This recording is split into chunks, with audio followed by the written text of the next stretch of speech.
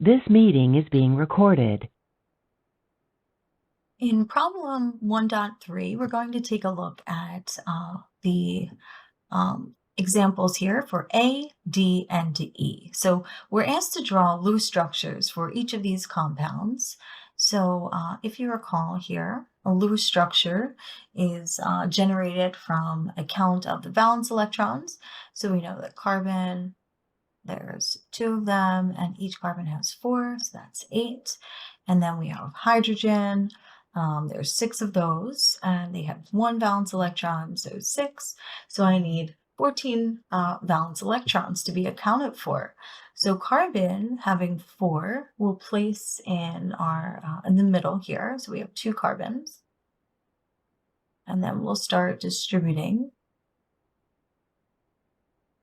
these valence electrons, and we have 6 hydrogens.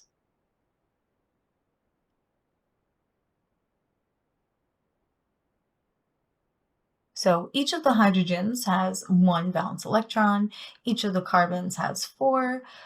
Together you see 2 dots per bond. So that tells us that these 2 bonds are overlapping, involved in a covalent bond. All right, and we've used up all 14 of our valence electrons. So let's take a look at example D here, and we're going to do the same thing. So we have carbons, there's 3 of those, times 4 valence electrons, that gives me 12.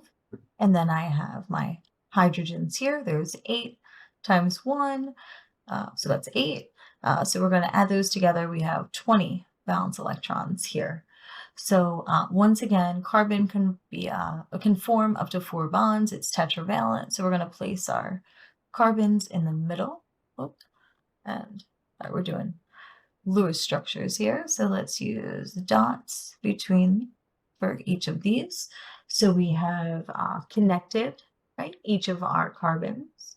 And then we'll use up some more of these valence electrons to create bonds to hydrogens. So 1, 2, 3, 4, 5, 6, 7, 8. And we've used 2, 4, 6, 8, 10, 12, 14, 16, 18, 20 valence electrons. So this is a valid Lewis structure for propane here.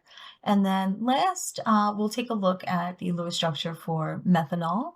So we have carbon that has, there's, right, 1 of those, 4 valence electrons. Hydrogen, there's 4 of those with 1 valence electron. And then we have our oxygen with 1 of those and 6 valence electrons. So we have 14 total to account for over here. So the only 2 atoms that can form multiple bonds will be carbon and oxygen. So again, we'll place those in the middle, and I'm going to draw my dots to show the bond. So we have CO. Oxygen, right, would have a full octet. Carbon will also have that full octet. So we'll start distributing. Based on the orientation of the molecular formula, I'm going to assume that I have a CH3 over here and an OH over here. And notice that my oxygen ends up with 2 lone pairs, but we have correctly used all 14 valence electrons. And these are the Lewis structures for compounds A, D, and E. And you'll find if you use the same technique for B and C, they're very similar to the answer you find with A, but with just slightly less electrons.